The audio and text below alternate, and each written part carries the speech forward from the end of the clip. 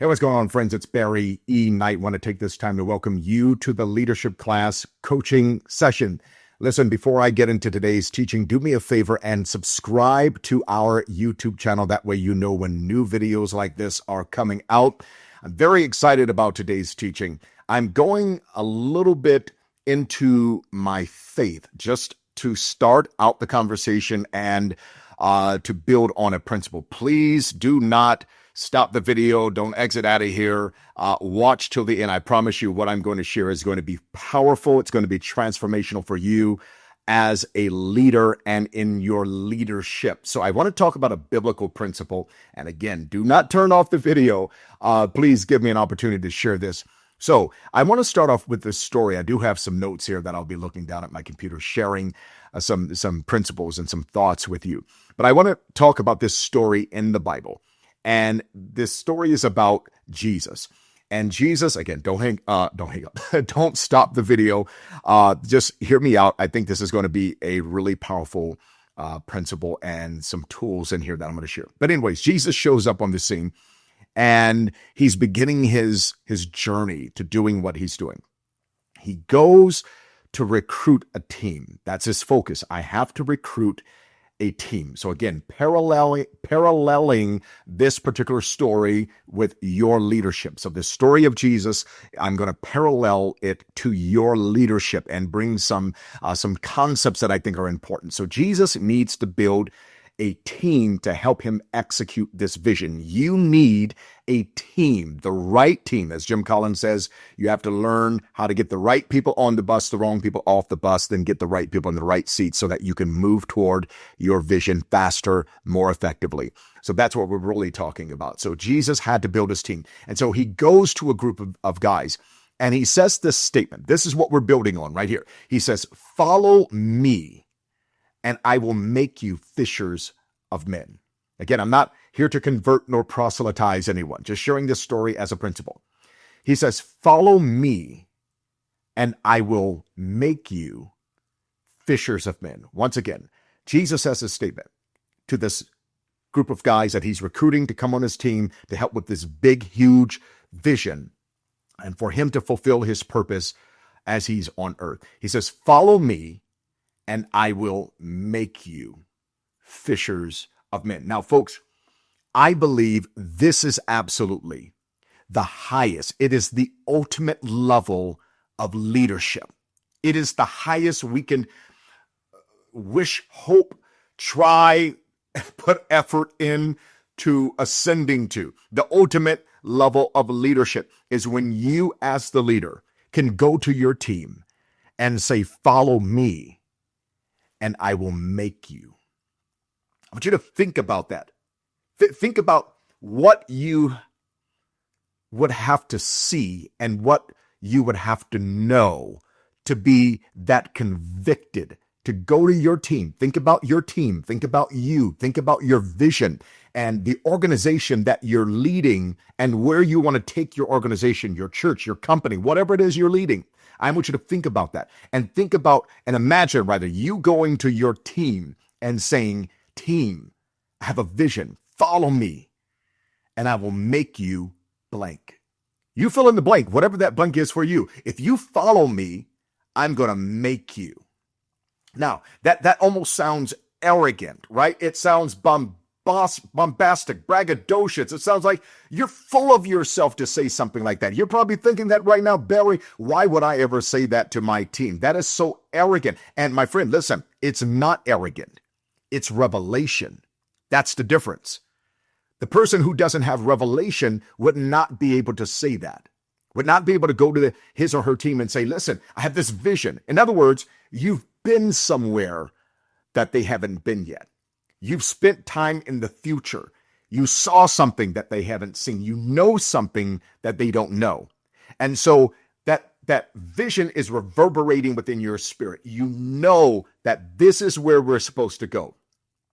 Revelation, right? It's not arrogance, it's a revelation. Matter of fact, if you're watching this, please take copious notes. Please, I'm big on that because I want to add value to you, and there might be something that you need to revisit after the video, and always come back to the video and watch it as many times as you need But again, it's not arrogance, it's revelation. You've been where they haven't.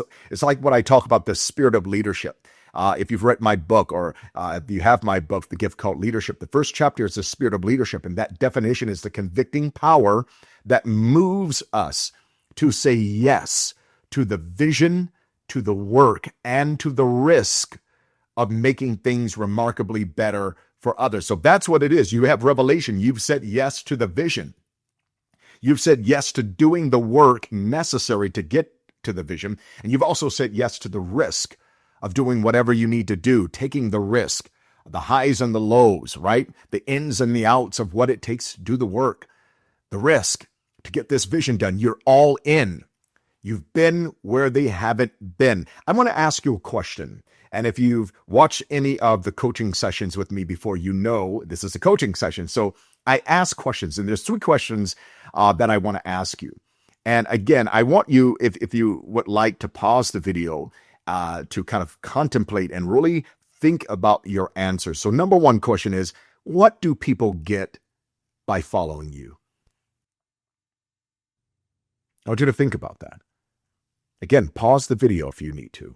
But what do people get? Your team, your directs, your executive leaders, what do they get by following you? What is their reward? Remember, follow me and I will make you blank. That's the highest level, the ultimate level of leadership. Question number 2, who do people become? Or who do they get to become by following you? What do they get? Question number 1, by following you. Number 2, who do they get to become by following you? And if you haven't answered this before, if you've never heard of this concept, then congratulations. This is the floor. The floor is being raised for you right now. You're about to go to a higher level of your leadership. But I ask, don't just go and ask these questions to your team. Hey, you know, don't talk to them about this yet. I need you to sit and get quiet first and really meditate on it and contemplate and kind of let it marinate a little bit, right? Marinate in this just a little bit. Get that sizzle going, right? So that you can get centered with this new future you, this new future leader that you are becoming. I want you to sit and ask those questions. Number 1, what do people get by following me? What's the incentive? What do they get? Number 2 is, who do people get to become by following me? We're personalizing it. I want you to ask that for yourself. Ask it to yourself. Who do people get to become by following me? And the third question is, what's my plan? What's my plan, or what's my strategy for making them? What is the plan? Do I have a plan for making? Do I have a strategy? Step 1, when we do this part of the vision, this is not only what we're looking to accomplish and achieve, but this is who we want to become: character, culture, leadership ability, the way we work together, the relationships of our different departments. This is what we want to see as a result. Again, not just numbers. A lot of organizations and leaders are just about numbers. We hit the number, we got the goal, but yeah, we broke our legs and ankles while trying to do it. We lost people along the way, and we had a lot of attrition, a lot of turnover, and all that good stuff, and we didn't calculate that in there. Okay, I'm probably off script, but neither here nor there. Hopefully you're getting. So there's 2 principles that I want to share with you. And one of them is the follow me principle. And the second one is the make them principle, not let them theory. That's Mel Robbins' book. But anyways, the make them principle, follow me principle, and then the make them principle. Now, here is what the follow me principle says. I'm going to read this a few times. It'll be on your screen as well. The follow me principle says this: a global vision with conviction and validation manifests the possibilities of the road to the impossible. Again, I'll say it one more time. Actually, 2 more times. A global vision with conviction and validation. I'm going to come back to those 2 words, conviction and validation, manifests the possibilities of the road to the impossible. A global vision, let me break it down. A global vision means it's not just for you. It's for everyone a part of the vision, your customers, clients, the receptionists, the janitors that work in the organization, custodians, your frontline staff, your team, your executive leaders, your directs, your cabinet, whoever it is, your chief of staff, your executive assistant, whoever's involved, they have hands on making this vision manifest. All right. So the global vision, with your conviction, I'll add that word in there, with your conviction and with your validation. What that does when you have conviction, you, the leader, when you have conviction and validation, it manifests the possibilities of the road to the impossible. Break that down, Barry. Make that make more sense to me. Thank you. I'm glad you asked. Global vision is for everyone. In other words, your vision as an executive leader, as a C-level leader, should be so powerful that people see themselves better in it, the make them principle. We'll get there in a moment. Right now, we're talking about the follow me principle. But the follow me principle, it says a global vision with conviction. When you're speaking, you have to speak that vision with conviction, and you have to also have validation. And what that does is when you share that with your team with conviction, your vision with conviction and validation, what happens is they begin to see possibilities of the road to the impossible. In other words, they're probably saying, I don't know how we can do that. How can we make that happen? But when they see you, the leader, standing before them, sharing this vision, I'm reminded of the pastors of the church I attend, Tom and Heather Flores. During COVID, they announced a building fund. Well, they announced the building fund, and we started giving into it. And then COVID happened, right? March, whatever it was, March 20th, everything shut down, 2000. You all remember that. I don't know if you all were here during that time. But everything shut down, and they still communicated this global vision of this new sanctuary, this new building, these new classrooms for our youth and our children's ministry. They had a global vision that everyone could see themselves better in. It's phenomenal. But they did it. The reason we were able to build and people kept giving during COVID, we weren't even in the old building that we were worshiping in. We weren't even there. We weren't even there. We were at home watching, having church on YouTube, Facebook, whatever we were broadcasting on at that time. But because they had, Tom and Heather Flores, because they had conviction and because they had validation, they were able to manifest the possibilities with the people that they serve, us, the members of the church, right?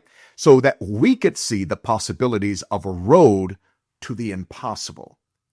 But without that, we would be asking, Pastor Tom, Pastor Heather, how in the world are we going to build a sanctuary? We're not even in it.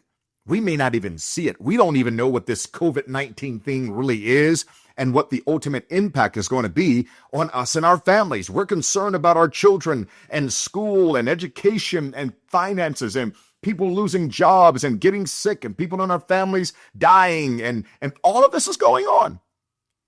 And they were still able, with conviction, with validation, to persuade, to convince, to inspire the people that they lead and serve to see a possibility, not necessarily the direction we're going to go, not necessarily how it's going to happen, but that it can happen. Now, let me pause, because that is your responsibility as the leader. So let's jump all the way down to, we talked about these two words, conviction and validation. Conviction means no alternative.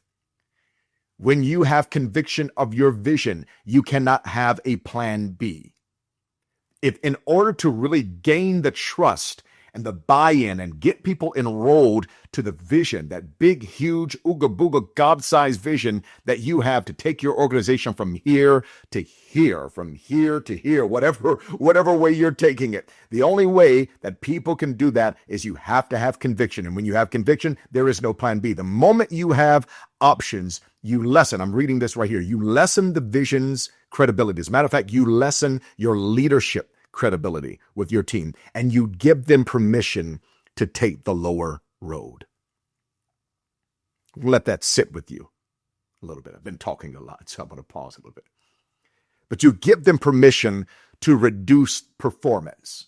You're going to wonder why. Why does it seem like we have to work so hard to hit our goals or go to the next level? Or why are we struggling to get to the next level? These are things that you can kind of sit with yourself, or even if you need a 30-minute curry call, if you know me, you get on these calls, it's all about you. I'm not selling you anything. I'm not trying to proselytize or shake your thought or get you to buy my products. I'm not trying to get you to do anything. I'm here to make you a better leader. And I'm going to do that in 30 minutes. And I'm going to share some things with you. And you're going to leave that 30-minute curry call with more clarity, with asking different questions, seeing things in a way you've never seen them before. So I'm saying that just to, if you want to spend that time and need help kind of jump starting this process, I want to be able to help you with that. Okay. All right. Back to the lesson at hand. Okay. So conviction. When you have conviction as a leader, you cannot have alternatives. You cannot say, we're going to hit a 10, but if we don't, an 8 is okay. Guess what? They are already going to that 8 and they'll probably hit a 7.5. You have to be convicted. We're going to hit a 10, and here's what we're going to do. Conviction. Then there is validation. Remember, a global vision. The follow me principle is a global vision with conviction and validation. So the validation part is you need past successes and or a credible witness. So when you're casting this vision, you have to bring to them something. You have to say like, hey, team, remember when we went through this? Remember when we had that goal? Look at what we did. You have to revisit that past win, that past success with them. Remember what happened. Not only remember what we achieved and accomplished, but remember who you became. Again, make them. Look who you were made into. You became a better leader. Look at our team. We gel better together now because of that goal that we hit. We have a better culture. We believe in ourselves more, okay? So conviction, you have to have that validation, past successes, and or a credible witness. Now, here's the thing. When Jesus came on the scene and he was going to his disciples, he didn't have any past successes. There was no past wins. He hadn't turned water to wine yet. He hadn't done any of that. He simply was starting, but what he did have was a credible witness. Again, not getting religious and not trying to preach to you, just telling a story that I can extract the principle out of. He had John the Baptist. John the Baptist was the man. He was the dude in the city. Everybody knew John the Baptist. He was the social media influencer. He had millions of followers. I know I'm just kind of modernizing the story, hopefully to get you a little bit more entertained. But he was the guy.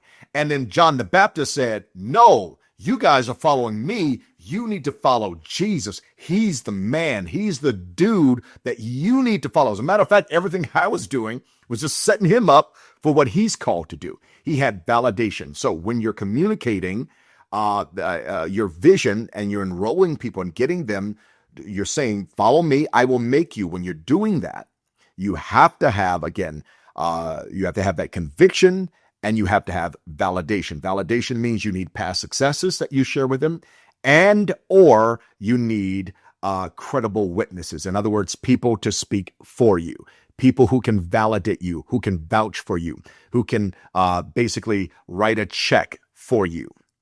You need people in your corner. So I want you to slow down and think about what are the past wins. I want to take my team from 2 to 8. I want to make a huge jump in our organization. I want to achieve a 10x goal, whatever that is. And I want you to think about the validation part.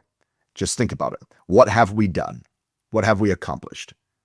What have we achieved before? Right? Past successes and then credible witnesses. Who can I get to vouch for me? Maybe it's somebody already on the team who's worked with you for years. They can validate and kind of be that second tier voice for you. All right. The make them principle. And I'm going to hurry up and hasten to a close because it looks like we're almost at 20 minutes and I don't want to keep you too long. You have a lot of work to do, a lot of leadership vision to start thinking about. So the make them principle, the first one was the follow me principle. All of that was under the follow me principle. This is the make them principle. The make them principle says the discipline of positive disciplining. Now, the reason I put positive in there is because when we think of the word discipline, we think of disciplinary actions. It's always negative. But discipline is simply the right commitment. So maybe we can sub out discipline for commitments. So the make them principle is the commitments of positive commitments, or getting people to commit to the right things. The right commitments that get greater results. That's what I have written down. You're making people better, and you're making things better for people. So the disciplines, here's the vision. Vision speaks what disciplines. It tells you here, in order to manifest me, here are the disciplines that you need to develop, that you need to abide by. If I want to get toned and fit, no matter that picture that I have on my refrigerator, I don't have one, but anyways, but no matter what that looks like, if I want to hit that and be that, summer beach body, then there are certain disciplines that I have to abide by and adhere to if I'm going to achieve that goal. When I work with organizations, a lot of times the challenge that I always have is undoing the bad disciplines. In other words, the disciplines that keep them bare, keep them struggling, keep them in silos, keep them not achieving their goals, keep them struggling to achieve their goals. And so we have to undo those bad disciplines and build new disciplines. And that takes time in organizations. So if you're the executive leader, the C-level leader, you must also practice patience, my friend. All right. The old statement says you don't rise to your vision, you fall to your disciplines. I'm working with the organization. I'm flying up this week to be with them. And we have 3 levels of discipline, a leadership performance model that we use. And there's 3 levels. Here's level 1 discipline. This is what it should look like. Level 2, this is how we know we're at level 2, because these are the disciplines that we're showing and that we're working in. These are the commitments, the things, the new areas of our organization that we're committed to. I'm talking a lot, running my mouth. Anyways, last note. This is it. Last note. Here's something that I want to share with you, and I want you to really understand this. There's a lot of leaders who lead with their feelings and are emotional leaders. And I want to share this with you because this is going to happen at some point in your leadership. Many who follow you and many people who you make, fill in the blank, you will make them, whatever. You're going to spend time coaching, building the right disciplines in them. Many people will not always continue with you. Many people will find roles elsewhere. Many people will move out of your department into another department. Many people will, again, go to an entirely different organization. That's okay. And here's the part that really hurts. That does hurt, but here's another part that really hurts, is when you've given and invested in them and they hurt you and leave. Now, that's an entirely different video. I don't have time for that right now. Just take care of yourself. Get around other leaders who have experienced that before, and just cry on their shoulder, and they'll let you know very quickly that it's going to be okay. You're going to grow. You're going to develop greater clarity. You're going to develop greater strength. You're going to have a story to tell. It's going to help you for the next time you cast a 10x huge God-sized vision, as I call it, and you're going to know how to connect. And guess what? It could happen again. It could happen again. I don't know how many times it's going to happen, but every time it does happen, one thing I can guarantee you is you're going to be a better leader for it. So don't cry too long. Get back up and lead. Dust yourself off. You're called to this. This is your time. This is your moment. Listen, I hope you got something out of today's teaching. I know it was a little longer. I might consider splitting this up in 2 parts. I don't know what I'm going to do, but neither here nor there. I hope you got something out of it and took copious notes. Again, if you need to, if you want to have a 30-minute clarity call, this is where I'm sitting as an executive coach for you. It's free, no cost. I'm not asking for anything at the end of the call. I'm not selling or pitching anything to you. This is your moment to sit with me, for us to sit together and create a sacred space for you to become clear, to move into your future self, your future, the future of your organization, to get clarity on your vision, ask different questions, see things differently, and make decisions that you didn't know how to make before. Or maybe you were just too scared to make them, but now you have the confidence and the assuredness to make them. My friend, listen, I hope you got something. Once again, don't forget to subscribe to this YouTube channel. My name is Barry E. Knight, and my purpose and calling is to help you succeed in yours. 2 fingers.